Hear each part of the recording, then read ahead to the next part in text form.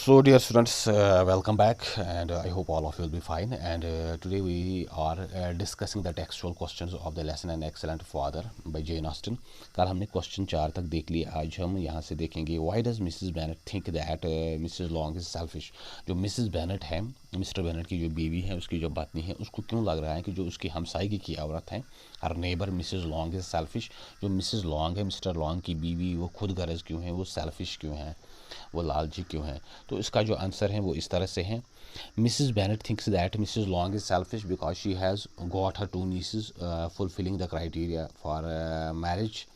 जो Mrs Bennet है उसको इसलिए लग रहा है कि मिसेस लॉन्ग जो है वो सेल्फिश है, वो खुद गर्ज है, लालची हैं, क्योंकि उसकी जो अपनी दो नीसेस हैं, दो भतीजियाँ हैं, तो वो जो क्राइटेरिया था मैरिज का, एज है या दूसरी चीज़ें हैं, वो भी ऑलरेडी उस चीज़ को फुलफ़िल करती हैं. दैट मीन्स वो भी शादी के लायक हैं, उनकी भी शादी हो सकती है. So she will think only of them. तो मिसेस बेनेट को लग रहा है कि वो खाली अपनी इन भतीजियों के बारे में ही सोचेगी, instead of introducing Bennet families daughters to Mr Bingley. तो ये मिसेस बेनेट को लगता है कि वो ये नहीं करेगी कि जो मिस्टर बिंगले हैं उनके सामने जो बेनेट फैमिली की, जो मिसेस बेनेट की जो 3 बेटियां हैं, उनको इंट्रोड्यूस करे. नहीं, she will settle the marriage of one of her nieces with him. वो कोशिश करेगी कि जो अपनी उसकी जो नीसेस हैं, जो उसकी अपनी बहन की जो बेटियां हैं, तो वो कोशिश करेगी जो मिसेस लॉन्ग है वो इन्हीं को इंट्रोड्यूस करे मिस्टर बेनेट के सामने. That is Y Mrs Bennett feels that Mrs long is selfish. इसी वजह से मिसेस बेनेट को लग रहा है कि जो मिसेस लॉन्ग है वो किसी हद तक खुदगर्ज है, वो किसी हद तक सेल्फिश है. इसके बाद जो क्वेश्चन 6 हैं, how does Mr Bennet react to the plan designer by his wife. जो मिस्टर बेनेट है उसने कैसे रिएक्ट किया, उसका रिएक्शन कैसा था. प्लान जो बनाया था उसकी बीवी ने, मिसेस बेनेट ने, कि आप जाओ और इस मिस्टर बिंगले के साथ इंट्रोडक्शन करके आओ. तो मिस्टर बेनेट का रिएक्शन क्या था. Mr Bennet is a humorous and fun loving person with reasonable head. Mr Bennet एक ह्यूमरस, एक बड़ा वो मिजाज का इंसान, फ़न लविंग, जिसको ये हंसी, ये एंजॉय करना, जो करना, इस चीज़ में बड़ा इंटरेस्ट था. But with a reasonable had. लेकिन वो सोच समझ से बड़ा अच्छा आदमी था, रीज़नेबल था, रेस्पॉन्सिबल था. He likes to ridicule his wife but the plan designed by his wife is reacted by him the way she doesn't expect. वो एक्चुअली अपनी बीवी को थोड़ा बहुत रिडिक्यूल करना चाहता था, उसको वो मजाक करना चाहता था, क्योंकि उसकी बीवी ने जो प्लान बनाया था, और जो मिस्टर बेनेट था उसका रिएक्शन था दैट शी डजंट एक्सपेक्ट. जो इसकी बीवी एक्सपेक्ट नहीं करती थी कि ये ऐसे रिएक्ट करेगा. She is worried about her daughters marriage and insisted her husband to meet Mr Bingley in order to develop acquaintance. वो अपनी बेटियों की शादी के बारे में परेशान थी, उसको यही सोच तंग कर रही थी, और अपने पति को इंसिस्ट कर रही थी to meet Mr Bingley, that you need to meet this Mr Bingley in order to develop some sort of acquaintance with him. आप इस मिस्टर बिंगले के साथ मिल के आओ ताकि इसके साथ कुछ जान पहचान, कुछ फैमिलियारिटी पैदा हो जाए. On the surface he doesn't show any willingness though his wife insisted में a lot which indicated that Mr Bennet has no regard for his daughters. बाज़ाहिर वो अपनी बीवी के सामने ऐसे प्रेटेंड कर रहा था जैसे इसको इस चीज़ में कोई इंटरेस्ट नहीं है कि वो मिस्टर बिंगले के साथ मिल के आए ना आए.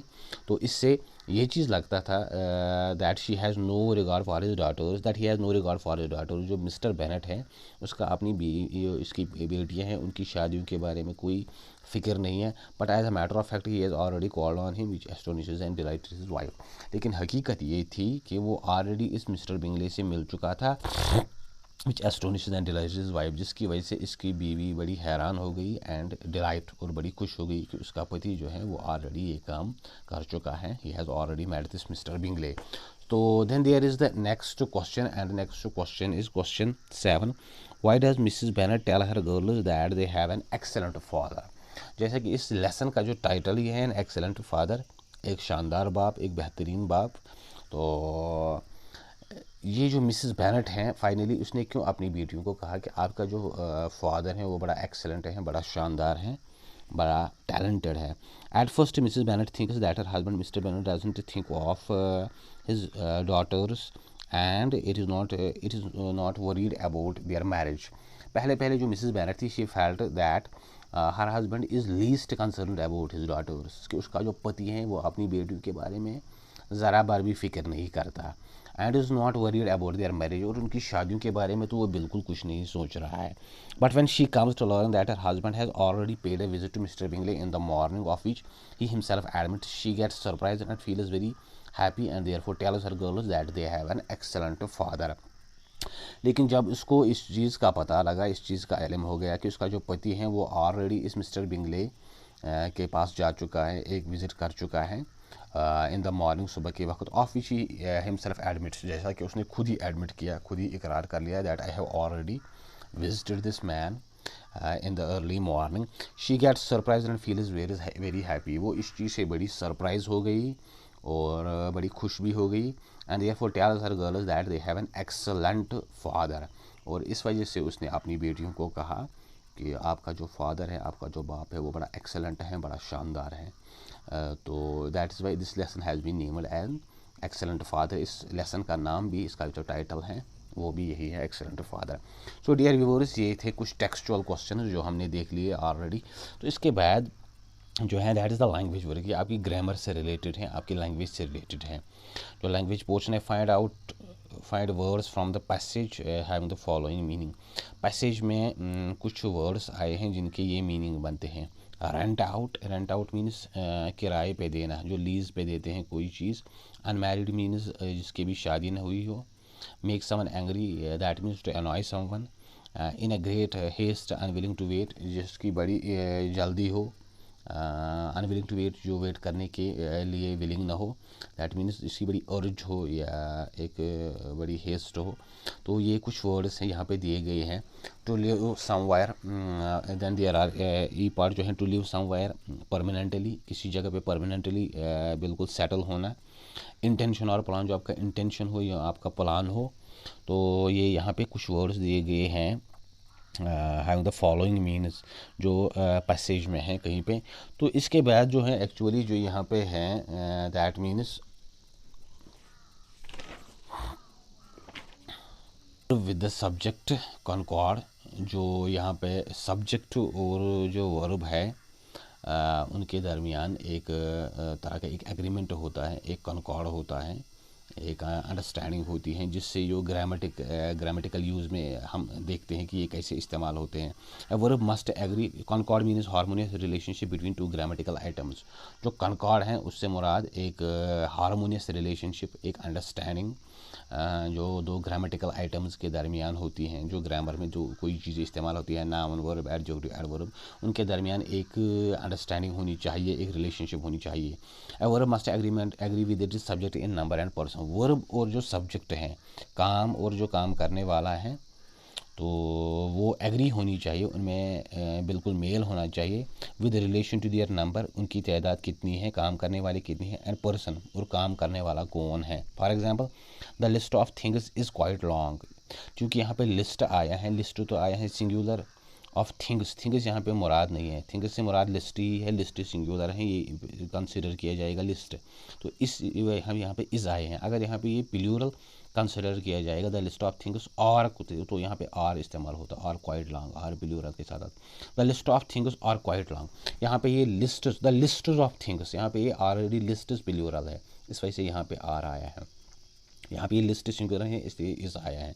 Singular subject take singular verbs list is, and plural subject take plural verbs list are. Singular subject जो होते हैं काम करने वाले, तो जो हो उनके साथ इज़ इस्तेमाल होता है. और जो प्लूरल सब्जेक्ट्स होते हैं, take plural verbs list are, उनके साथ जो ये प्लूरल वर्ब्स होते हैं, जो यहाँ पे आर आया है, तो वैसे ही जो प्लूरल सब्जेक्ट्स हैं वो भी लिस्ट्स हैं, एस हैं. तो दैट इज़ वाई इसके साथ हमें एस ऐड करना पड़ता है. लेकिन इसमें कुछ एक्सेप्शंस होते हैं और इसमें कुछ और रूल्स होती हैं जो हमें जहन में रखनी है.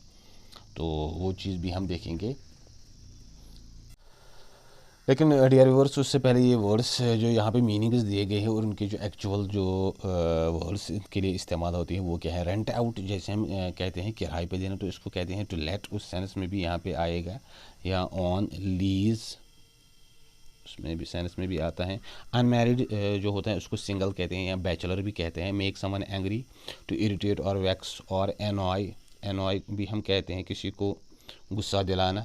इन a great haste unwilling to wait, that means impatiently, बड़ी बेसब्री से. तो जो वेट करने के लिए अनविल हो, जिसकी बड़ी जल्दी हो, and then there is to live somewhere permanently, कहीं परमानेंटली ये अपनी ज़िंदगी गुजारना, दैट मीन्स टू सेटल, कहीं पे सेटल होना।